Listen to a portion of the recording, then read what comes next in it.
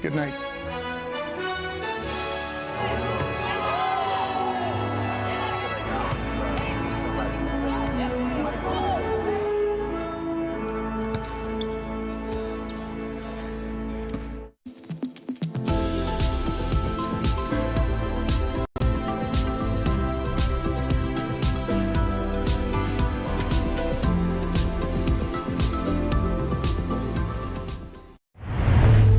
KUAM TV8, first on Guam.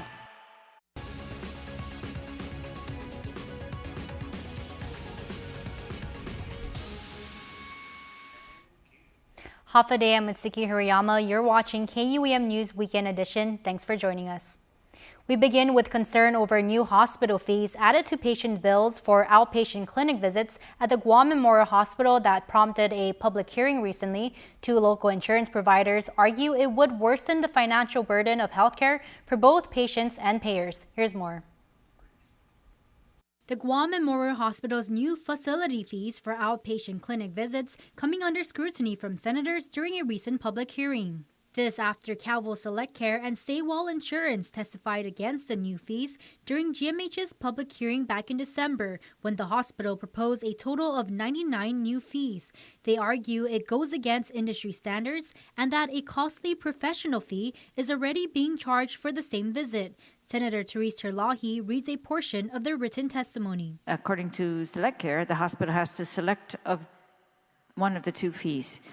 He notes that many of the professional fees are significantly higher than those charged by other contracted hospitals in the area, as well as the fees reimbursed to hospitals in Hawaii and California. This is not a standard practice in Guam, and Staywell does not reimburse this code separately. This code reflects a 54% cost escalation in comparison to MCS Medicare reimbursement. The new facility fees tack on about $126 to a patient's bill for outpatient clinic visits in the hospital across various specialties. They include cardiology, interventional radiology, podiatry, pulmonary, and special services.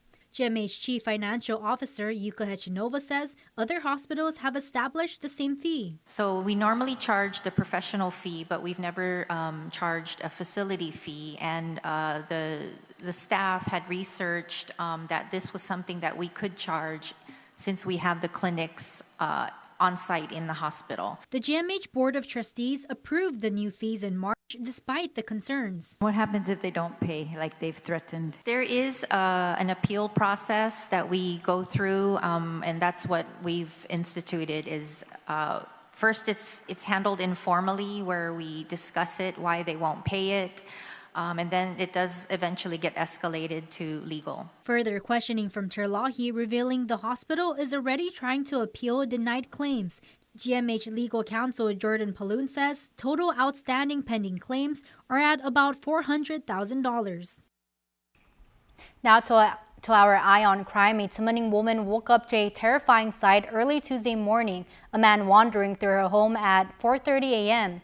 She yelled for him to leave but instead he walked into another room, returned completely naked, and followed her as she backed away in fear. The woman locked herself in her room and called 911. Police say the suspect, 20-year-old Macarebdon Wellbacker, appeared drunk and fled before officers arrived. But just 2 hours later, he came back. The woman spotted him standing outside her front window. A male friend confronted him and he ran off again, but was arrested minutes later. Wellbacker is charged with burglary, trespassing, harassment, and underage drinking. If convicted, he could face more than 9 years in prison. He has since been released on a $5,000 personal recognizance bond. Well, in other news, the heat is on for the 24th fire cycle with the Guam Fire Department. The latest class of recruits is deep in training, pushing through drills, testing strength and stamina, and absorbing information in the classroom. Jonigan Charfris stops by to check in.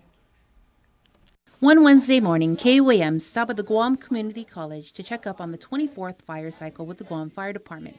The cycle, made up of 15 males and 1 female, ranged from ages 21 to 41, started up on April 14th.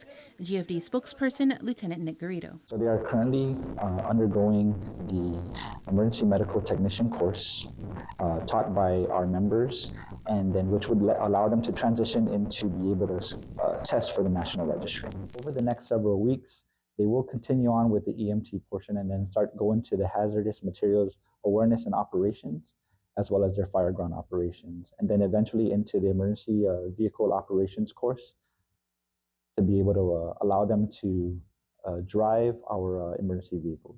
Recruits 27-year-old Lainey Morales and 22-year-old Nathaniel Esquadra share what made them answer the calling. It actually started during COVID time when I was going through college.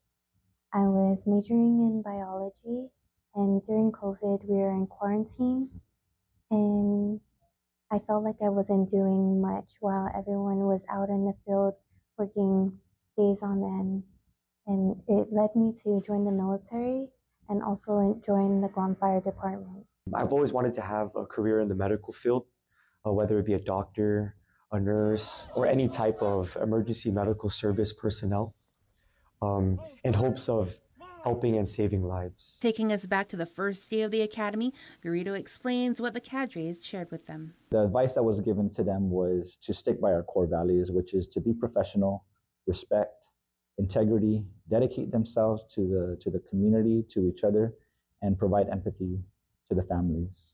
As many know, going through the fire academy is not only demanding of the recruit, but also their family. I would like to thank my family and my friends for always pushing me and to support me through and through. I would love to shout out and thank my entire family for supporting me in this journey, and for also making the necessary sacrifices for me to carry out this dream. As the cycle continues on their journey to becoming a firefighter, Esquadra put it best. Serving our island, our community, and especially the families within our community is one of the most fulfilling careers one can carry in a lifetime. Jonagan Charfris, KUAM News.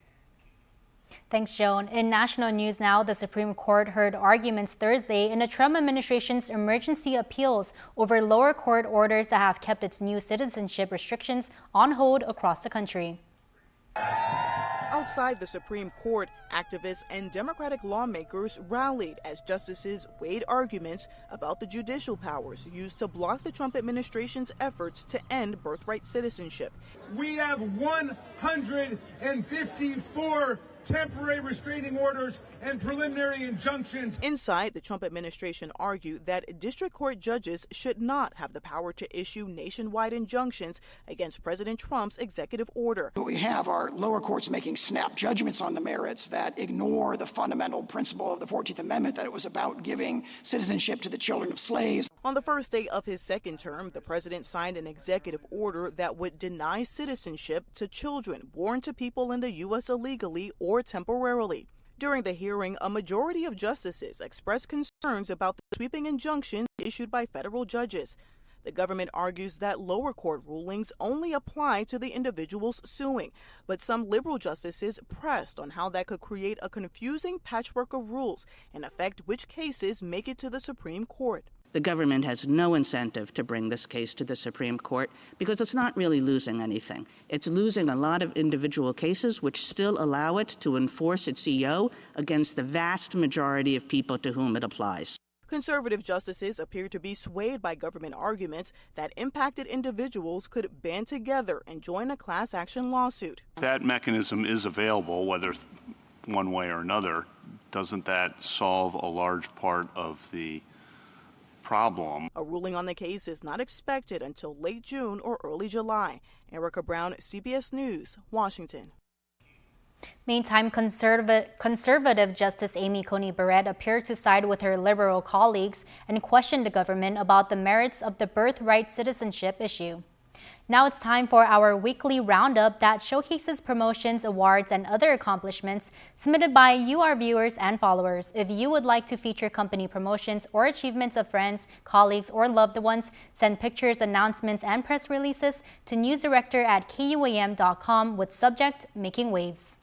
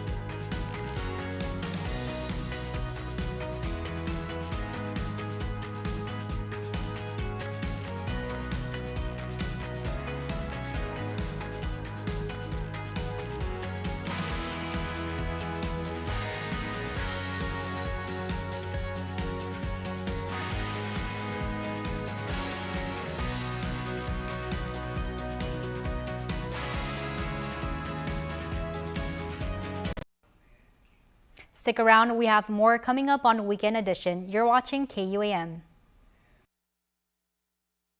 Guam's auto appearance specialist, Elegant Reflections, has been providing the automotive industry with professional detailing and car care products at its highest quality, from complete detailing, full interior detailing, exterior detailing, headlamp restoration, hand washing, seat and carpet shampoo, engine degreasing, undercarriage cleaning, paint sealant, fabric protection, paint oxidation removal, and so much more. Visit us at our new location. Call 646-5555 for an appointment. Elegant Reflections, Guam's auto appearance specialist, over 20 years of experience. Summer's here, Guam. Get ready for sunset days with Kmart.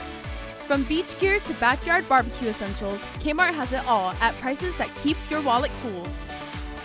Stock up on snacks and fun kids activities to keep them entertained. Kmart is Guam's one-stop shop for summer fun. Plus, military and frontline workers save more with our exclusive discounts every day. Shop now for your summer essentials at Kmart, the 24-hour superstore. Summer vibes, Kmart style. Parents, do you know the power of talking, reading, playing, and singing to your baby? These actions help your baby build their language and literacy. Talk and sing to your baby about things around you. Call 311 Monday through Friday from 8 a.m. to 5 p.m. excluding holidays for more tips and resources to help your child succeed. Let's shift gears now and move to the culinary arts, because one aspect of island life that we all take tremendous amount of pride in is food. For us, it's more than sustenance, it's social currency. And a gifted chef with an inspiring story is sharing the magic of preparing tasty treats with our visually impaired community. Jason Solis hung out in the kitchen with Chef Jackie Cabrera for her See What's Cooking camp. I was actually grilled by a Chamorro man who is a chef from California, and he asked me what I was doing in the kitchen, because, and I mean this in all great humbleness, my corn soup was better than his. Yeah. He asked me, yep. He said, what did you put in your corn soup? I said, I don't know, I didn't see what I put in it. Because you talk to me sarcastic, I'm gonna give you a sarcastic answer back, right? Right. Yeah, so been there and done that. So that's why I don't let anybody step on my neck and ask me why, because I think I've earned my way up this way. And that's what we're gonna do with you guys. Build up your confidence in the kitchen, so that way when you see bugs, you know what to do. Many chefs I've talked to over the years say the art of cooking and the culinary arts is literally feel. So you were describing to these wonderful students here that, you know, even though you may have one of your senses may be restricted, the others get heightened. So how do you instill confidence? Well, actually, because of course when you're blind, right, you have no choice but to use your other senses if you're trying to find. It doesn't matter what you're looking for, right? So it's the same thing that when you are cooking. Obviously, of course, appearance and presentation is very beautiful, but for many of us who can't see, the first thing that will stand out to us is the smell. And then after the smell, of course, will come, okay, usually when we're with somebody there that's telling us how the food looks, of course, they give a big hoorah for, you know, how it looks. But for me, I go by the smell. And then the next thing would be actually from my taste. Well, what's the texture of these cookies going to be? Is it more crunchy or more? No, it's actually, well, it's going to be a little bit, just a slightly crunch, but it's going to be soft. So it's kind of actually, this is called cowboy cookies. And what is it? It's a mix, a combination of chocolate chip cookies and oatmeal cookies. Well, cowboy cookies. Yes. Yeehaw, let's go. That's right, yes. And so we're making this because due to, you know, it being healthy week, or healthy, we're in the nutrition kitchen. But I tell you, later on we'll jungle roll it. Okay, so when we're using whole wheat flour for this one, and then, now I feel nervous because Jason's looking at me. Okay, where's my oatmeal? To the left. Yes. And so I just wanted to make this clear that usually because I'm here in another kitchen, but when I'm at home, I actually have things that are set up and organized already. And in my kitchen, everything is categorized. So all baking stuff in one cabinet, and it's even like everything from, you know what, you guys, I'm gonna use my hands on this one because of the hole, and don't mind me, because this is what we have to do. And I'm using my hands to feel it also. And so some of the questions we get asked is, how can you tell with you being blind? Well, that's why God gave us all our other senses. And many of us, especially that have become blind later, have found that our senses have really heightened. And I bet, like Mitch, you'll find in your senses, they're all heightened, but I bet they're always on defense mode. Yes, that's true. Yes, just like any other blind person, correct? Yes. A lot of it, so that's why it's also very important to make them feel it. Because just like for me in the culinary school, I had to, my note taker, I had both male and female, and they both were like, I don't know how you could tell because you're the one who can't see, and I don't even know what it is. And a lot of it was in my hands.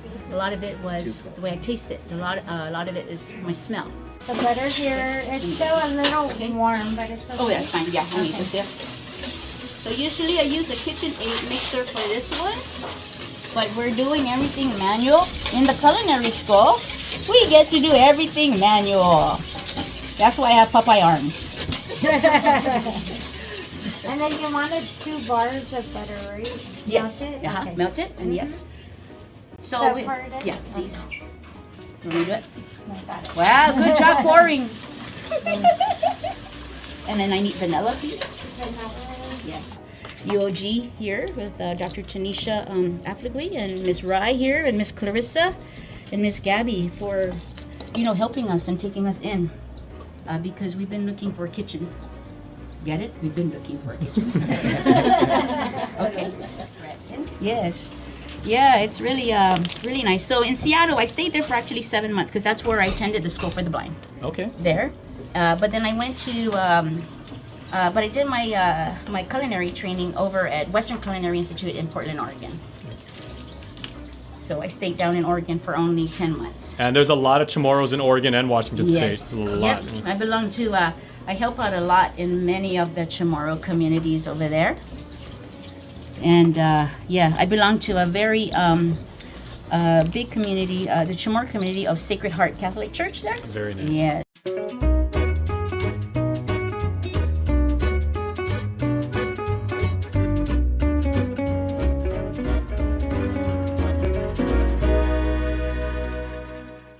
Sports is next. Keep it here.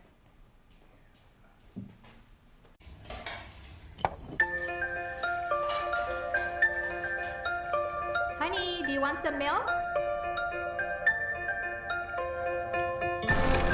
Do you ever wonder how your favorite products make their way into your local stores?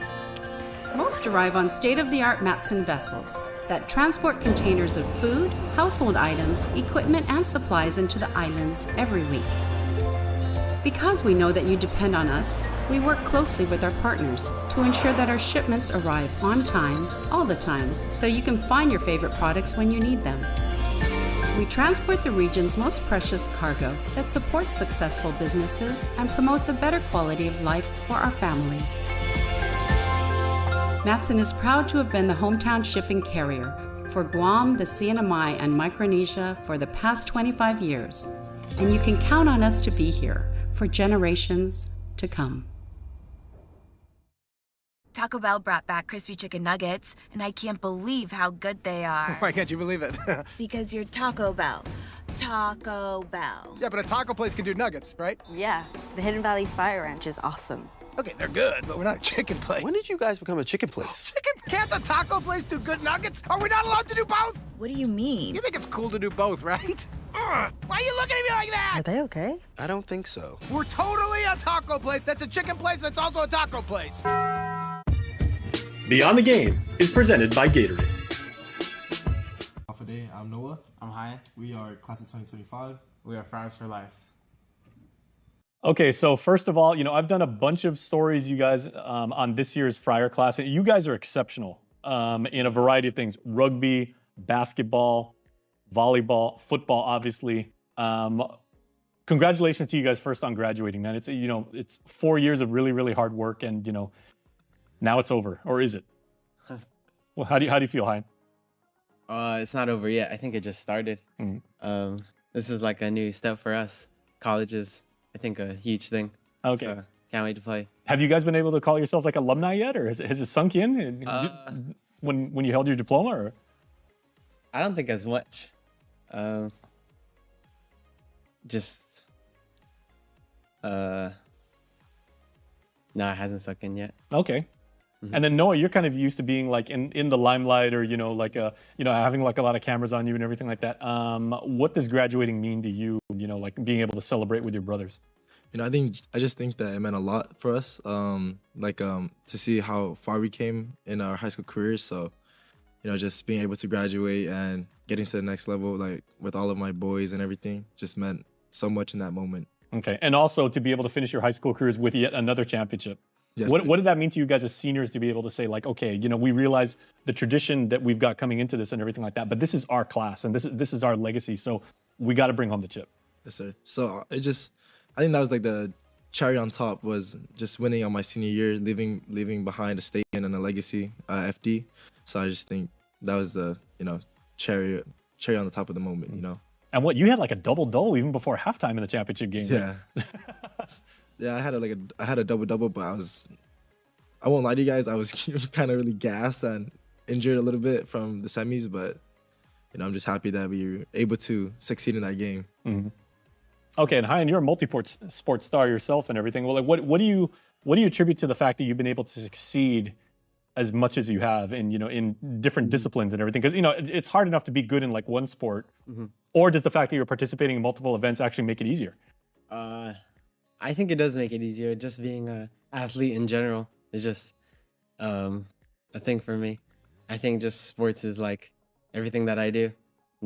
I just keep on going. There's going to be a lot of time for reflection. Obviously, you guys probably went out to dinner with your families, had good time and everything like that. But when you have time to yourself, not even with your classmates and everything, you're probably going to look back and saying like, wow, this was really special. So we'll start with you, Hein. What is playing for Father Duenas meant for you? Oh, wow. I think like just growing up for 4 years already with these guys is amazing. And this brotherhood, our bond is so close. I feel like I could just call them whenever. We could just hang out. And especially sports. Like sports makes us like have a closer bond. I think that's it. All right. How about you, Noah? What is playing for and wearing those school colors and always being able to say I'm a Friar for life? What does that mean to you? I think it means a lot to me. Coming to FD my freshman year, being able to adapt and really taking the moments with my brothers and all that stuff, really just embracing it, just really means a lot to me. They have helped me in so many ways. They made me grow as a person, made me grow as an athlete, and I can never thank them enough for that. Okay. Did you guys have any other choice besides going to FD? Did you have like say, oh, maybe I'll go?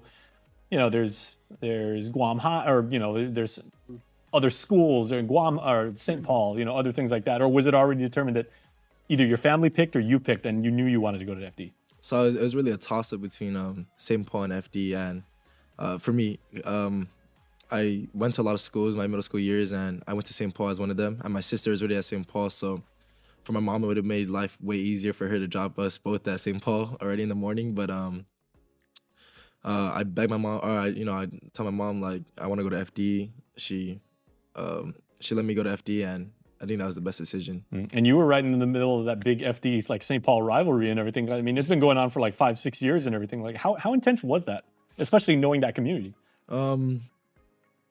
Just really like my freshman year when we really made it to the championship game and we actually felt the presence of St. Paul and FD, the rivalry and the tension. It's a real thing. It's crazy.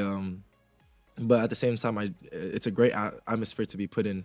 Like all the pressure that's on you and everything, you can only rise from it. So I think it's a great thing to have. Okay, your junior year last year, the GSPN Champions versus Champions game versus GW in your house. That was one of the craziest games I've ever seen. You guys pulled it off at the end, got the win. How intense was that from where you were as a guy on the court? And was that the craziest game of your career? It was actually really, so FD was actually so hot that day. Like, it was like a sauna, and just all the crowds like roaring and chanting. Like, it was so deafening on the court to hear. Like, that was one of the most intense atmospheres of basketball. Like, it was quaking. On the court, we couldn't hear each other, and I'm pretty sure GW couldn't hear each other. It really showed who really wanted it more, and really who, you know, at the end of the day, who really put in the most work. And they brought the best out of you guys too, because they had a squad that year. Those guys were good. You know, really hats off to GW that year. They were strong. They came in unwillingly. They're a bunch of dogs. They really wanted it, and you know, that's what I love about the game of basketball. GW is a great team. They always bring out the best in us, and as much as we compete, they will compete as much as us. And you and DJ Osborne are pretty good friends, right? We're pretty good friends. We actually grew up together. We actually played against each other a lot growing up. We always used to play at Chalampago Court during COVID years and quarantine. We always used to go there and just ball up. We also played in the Guam team together. We got pretty close over the years, so he's a good friend. Okay, very cool.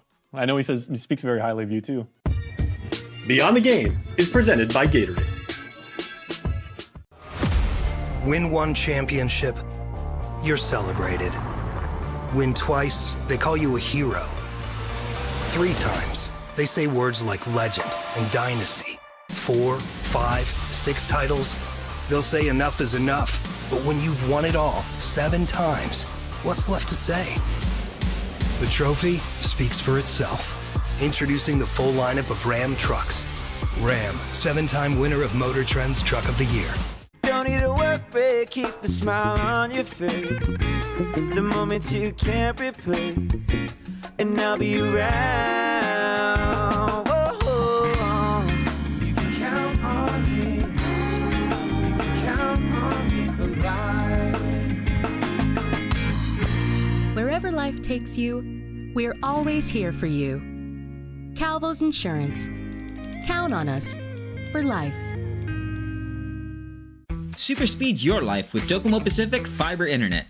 Get symmetrical upload and download speeds up to 5 gigs. Get started with Fiber 500 at $145 a month, Fiber 1 gig at $215 a month, or Fiber 5 gig at $299 a month.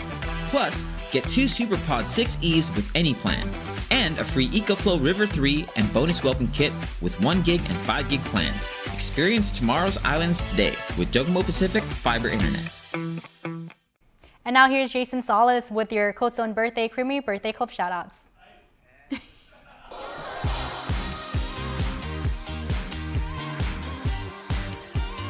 On Saturday, happy birthday wishes to my beautiful daughter, Anna Victoria Mofness. Have a beautiful day, your family says.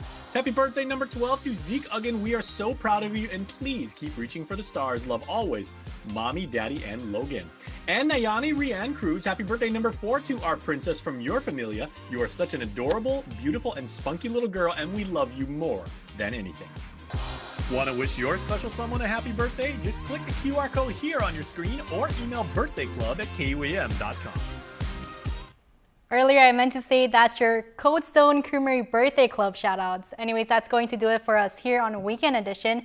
Visit KUAM.com or follow us at KUAM News on social media for the latest news. For now, I'm Mitsuki Hirayama. Have a safe weekend. And once again, we close out the night with unforgettable moments with mom submitted by some of you, our viewers.